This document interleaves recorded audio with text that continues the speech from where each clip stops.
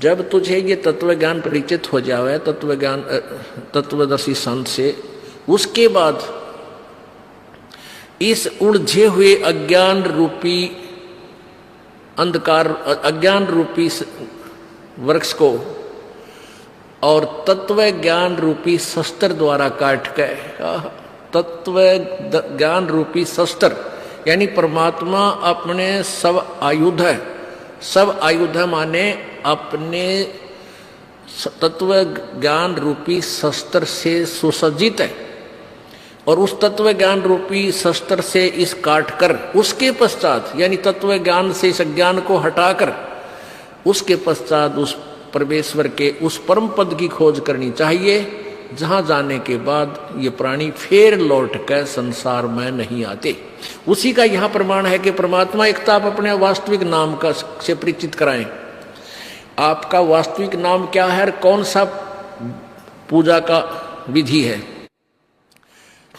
और आप अपने आप तो तत्व ज्ञान रूपी शस्त्र से युक्त हैं, आपके पास तो वो हथियार है जो एक ज्ञान को सुलझा सकता है। अब देखो 17वें में ऋग्वेद मंडल नंबर 9 सूक्त नंबर 96 का मंत्र 16 में इतना ही हमने काफी है कि आप अपने तत्व ज्ञान रूपी आयुध यानी शक्ति से, हथियार से, शस्त्र से संपन्न है, उसके द्वारा आप काट के अपने सर्वोपरि रहस्य यानी गुप्त वास्तविक रहस्य में श्रेष्ठ नाम क्या है उसका ज्ञान कराएं।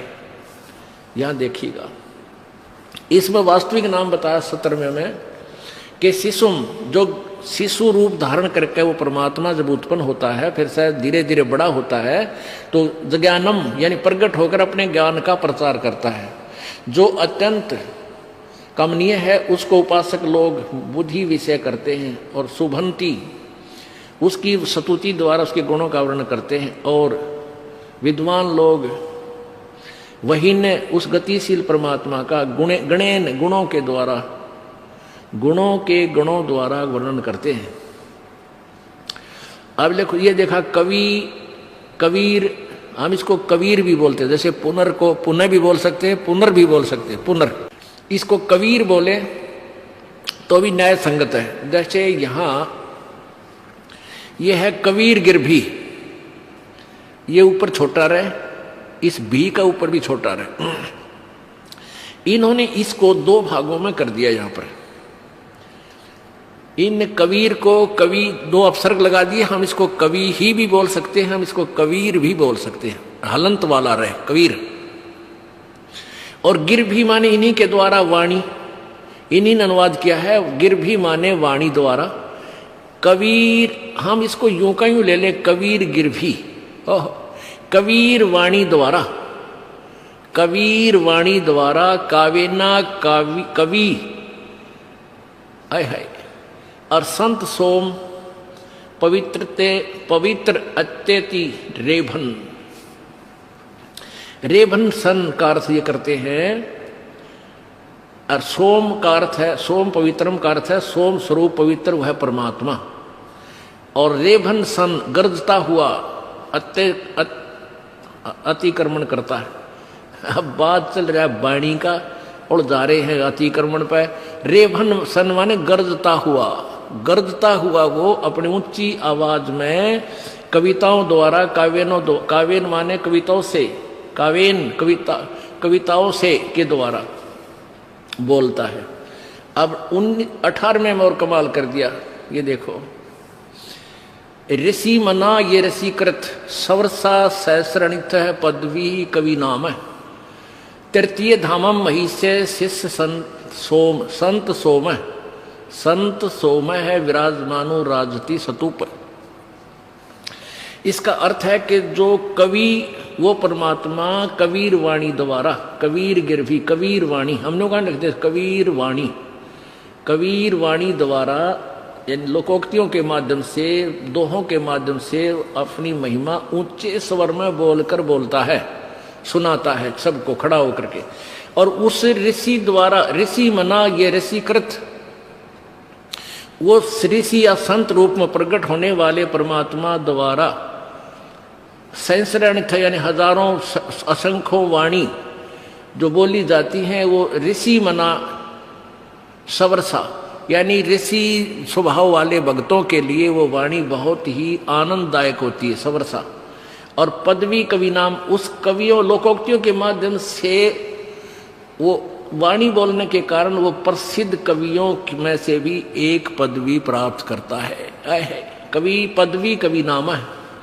और तृतीयम धाम मही से उस तीसरे धाम की महान पृथ्वी पर वो परमात्मा, वो संत रूपी भगवान जो संत रूप में आता है, वो उसमें विराजमान है, तीसरे धाम। अब इनके द्वारा अनुवाद देखिए, ये 18वें मंत्र का अनुवाद है। क्या अनुवाद करते हैं? सोम स्वरूप परमात्मा यानी चंद्रमा जैसा शीतल भगवान, पालन की इच्छा करता हुआ, तीनों लोकों में प्रवेश करके सबका धारण पोषण करने के लिए, ये समझ लो 15वें अध्याय के गीता जी के श्लोक नंबर 16-17 में भी ये ज्ञान है। वह सोम स्वरूप परमात्मा, अमर भगवान, पालन की इच्छा करता हुआ जो महान वह परमात्मा तृतीयम धाम, इसने लिखा अनुवादकर्ता ने, इस तृतीयम धाम का अर्थ सीधा बना है वो तीसरे धाम में। तृतीयम धाम का अर्थ बनता है तीसरे धाम में। इन्होंने क्या लिखा है? देवयान और पितृयान, इन दोनों से पृथक तीसरा जो मुक्ति धाम है उसमें विराजमान है। बस यही समाप्त कर देना चाहिए था। इन्होंने अपनी अज्ञान सोच अड़ा दी। जो ज्ञान योगी है उसको, ज्ञान योगी का इसमें क्या मतलब था? इसका सीधा अर्थ बना है कि वो परमात्मा पालन की इच्छा करता हुआ, जो महान परमात्मा तीसरे मुक्ति धाम में रहता है, में विराजमान है, यानी वो एक देशीय है और उसको प्रकाश करने वाला है, सतुमान है। कवि नाम पदवी, जो कानदर्शियों की पदवी अर्थात मुख्य स्थान है। देख, कवि नाम पदवी, इन्होंने उड़ा दिया ना ज्ञान को, पदवी स्थान है। और सहस्र अणिथ, अनंत प्रकार की सत्वनीय है। अणिथ माने संसर, अणिथ होता है हजारों प्रकार की वाणियां हैं।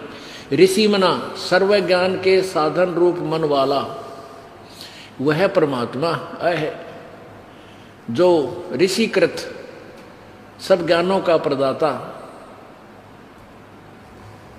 सवरसा सूर्य आदि को प्रकाशक व जिज्ञासु के लिए उपास्य है। कोई बात है नहीं, इन तरंगा करण का ठेका ले रखा था। इसका सीधा अर्थ है कि वो परमात्मा तीसरे धाम में रहता है, तीसरे मुक्ति धाम में। देखो, एक लोक तो ये है ब्रह्म का, 21 ब्रह्मांड का, ये भी इसका धाम है, लोक है, स्थान है।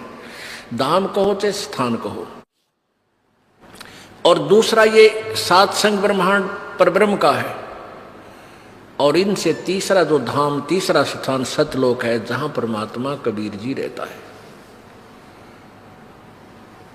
और वहां से चलकर वो परमात्मा यहां आता है और अपने ज्ञान को ऊंचे स्वर में बोल बोल कर सुनाता है, जिस कारण से वो प्रसिद्ध कवियों की पदवी भी प्राप्त करता है, लेकिन वो होता है भगवान ही। अब आपको दिखाते हैं इस नकली महर्षि के द्वारा परमात्मा कबीर जी के बारे में, परमात्मा के बारे में क्या व्याख्यान किया है। तो इससे सिद्ध होता है कि इन्हें कह का नहीं पता था भगवान के बारे में। ये देखो, सत्यार्थ प्रकाश,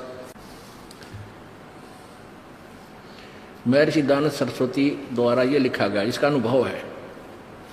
अब देखो, ये 9 थे महर्षि। अब इस पोज ने देख आदमी ने सोचा भाई कमाल है, महाराज जी के तो भगवान से को छू चुका है। और आदमी आप पर प्रभावित हो जाए इनकी इन अदाओं को देखकर।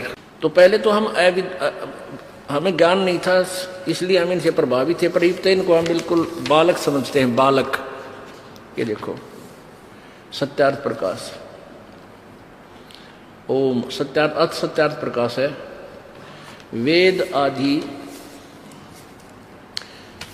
आदि विविध सदशास्त्र प्रमाण, यानी वेद आदि सदशास्त्रों के प्रमाणों से इसकी रचना श्री ये बड़े पूछ के उपमाला रखी महर्षि दानव सरस्वती ने की है। इसका ये अर्थ है। ये कहाँ से छपा है? प्रकाशक वैदिक यति मंडल, दान मठ, दीनानगर, पंजाब। छपा कहाँ से है? मुद्रक है आचार्य प्रिंटिंग प्रेस, दानंद मठ, गोहाना मार्ग, रोहतक। ये यहाँ से छपा है। इसके 11वें समोल्लास में प्रश्न नंबर 306 पे ये देखिएगा। अष्टमो समोल्लास ना एकादश समोल्लास है, सत्यार्थ प्रकाश है, 306 पृष्ठ पे। अब परमेश्वर के बारे में क्या बताया है इस अज्ञानी महर्षि ने। प्रसन्न है कबीर पंथी तो अच्छे हैं, स्वामी जी कहता नहीं, दानंद जी कहते नहीं कबीर पंथी अच्छे नहीं हैं। प्रसन्न क्यों अच्छे नहीं हैं? वो तो पाषाण आदि मूर्ति का खंडन करते हैं और कबीर साहब फूलों से उत्पन्न हुए और अंत में भी फूल हो गए। ब्रह्मा विष्णु महादेव का जन्म नहीं था, तब भी कबीर साहब थे बड़े सिद्ध। जिस बात को वेद पुराण भी नहीं जान सकता उसको कबीर जानता है। सच्चा रास्ता है सो कबीर ने ही दिखलाया है। इसका मंत्र सतनाम कबीर आदि है। अब प्रसन्न करता बात बहुत कुछ ठीक बोल रहा है और स्वामी जी क्या अड़ंगा कर रहे हैं उत्तर देते हुए। नहीं, पाषाण तो को छोड़, वो तो पलंग गद्दी तकिए खड़ाऊं जोत यानी ज्योति जलाते हुए यह भी गलती करते हैं। दीप जोत अर्थात दीप जो हम जोत जलाते हैं उसको भी स्वामी जी नकार रहे हैं कि वो गलत करते हैं। आदि का पूजन पाषाण मूर्ति से न्यून नहीं, यानी वो तो पाषाण को पत्थर तो छोड़ पलंग गद्दी तकिए खड़ाऊं और जोत की भी पूजा करते हैं जो पत्थर मूर्ति से भी क्या घटिया नहीं। क्या कबीर साहब बनोगा था? वह कलियां था जो फूलों से उत्पन्न हुआ और फूल ही अंत में फूल हो गया। यहाँ यह जो बात सुनी जाती है वह सच्ची होगी। देखो पहले तो विद्वान की परिभाषा यही खत्म हो जाती है, जो संभावना व्यक्त करता है क्लियर नहीं करता बात ने। तो यहाँ स्वामी जी कह रहे हैं कि जो ये बात सुनी जाती है यह सच्ची होगी, तो इनका लिखने का अधिकार नहीं है जो कंसेप्ट क्लियर नहीं कर सकता।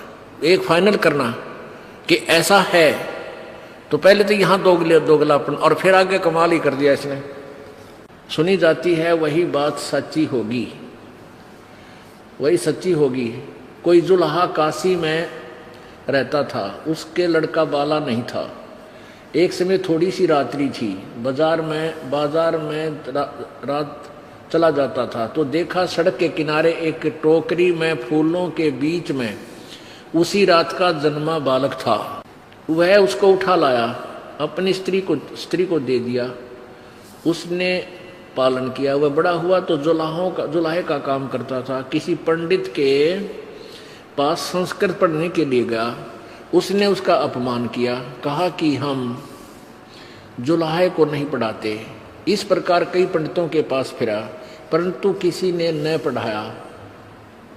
तब ऊट पटांग भाषा बनाकर जुलाहे आदि नीच लोगों को समझाने लगा। और तेरा गजब भैया, तंबूरे लेकर गाता था, भजन बनाता था, विशेषकर पंडित शास्त्र वेदों की निंदा किया करता था। कुछ मूर्ख लोग उसके जाल में फंस गए और जब मर गया तो तब लोगों ने उसको सिद्ध बना लिया। जो उसने जीते जी शब्द आदि बनाया था, जो मतलब लोगों कविताएं बनाई थी, उसको उसके चेले पढ़ते थे। वारे महर्षि।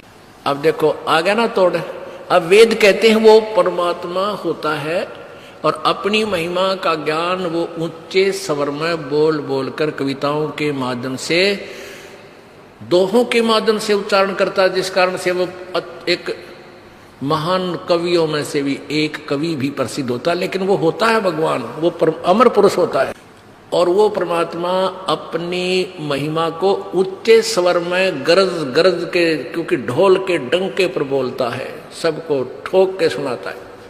ये तो वेद कहते हैं वो ऐसा ही करता है। और स्वामी जी उस परमात्मा को ना पहचान कर महर्षि दानंद जी भगवान के विषय में बोल रहे हैं कि वो भगवान नहीं था, यानी लाल को नहीं पहचान सका और कौडियों की गठड़ी बंधवा दी भोड़े समाज को कि ये लाल है। अपनी अज्ञान सोच परमात्मा निराकार है और फिर दूसरी अज्ञान सोच कि सूर्य पर मनुष्य रहते हैं, ऐसे ही सब पशु पक्षी भी रहते हैं, वहाँ बाग बगीचे भी हैं, वहाँ इन्हीं वेदों को पढ़ते। ये विद्वानों की बात ये खगोल भगोल के बारे में जान, सूर्य के ऊपर आदमी कोई कहे मनुष्य रहता है, कलेजा हिल जा जब होश में होता है। ये भांग पिया करता था, उसके नशे में ये बातें लिखी।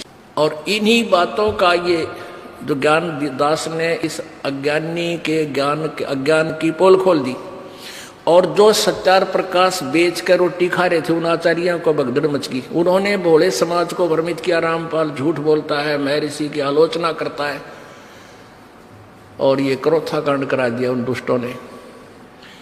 उन्होंने तो सोचा था ये काम तमाम हो जाएगा, इतना बदनाम कर दे रामपाल को कि इसके चेले भी बाज जा, सुने नहीं इसकी बातों को, सारा समाज इसको नफरत करे हैं। तो उन्होंने ऐसा सोचकर ये जुल्म करवा दिया। लेकिन वो भूल गए थे कि अब मानव समाज 200 वर्ष पुराना नहीं रहा, शिक्षित है। और दास ने ऐसा रंग रखा है कि सारी पृथ्वी एक तरफ और दास का अनुयायी एक तरफ, ये टस से मस नहीं हो सकते। दास का पूरा काम हो चुका है, ज्ञान खोल कर धर दिया।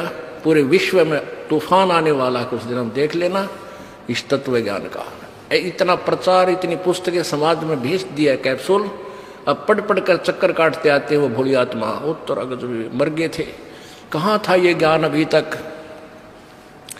और परमात्मा अपने विषय में खुद कहते हैं, चारों युग में संत पुकारे, कूक कया हम हेल रे। हमने भी आवाज देकर रुक के मार मार कर कहा, हीरे माणिक मोती ही बरसे, ये जग चुगता ढेल रे।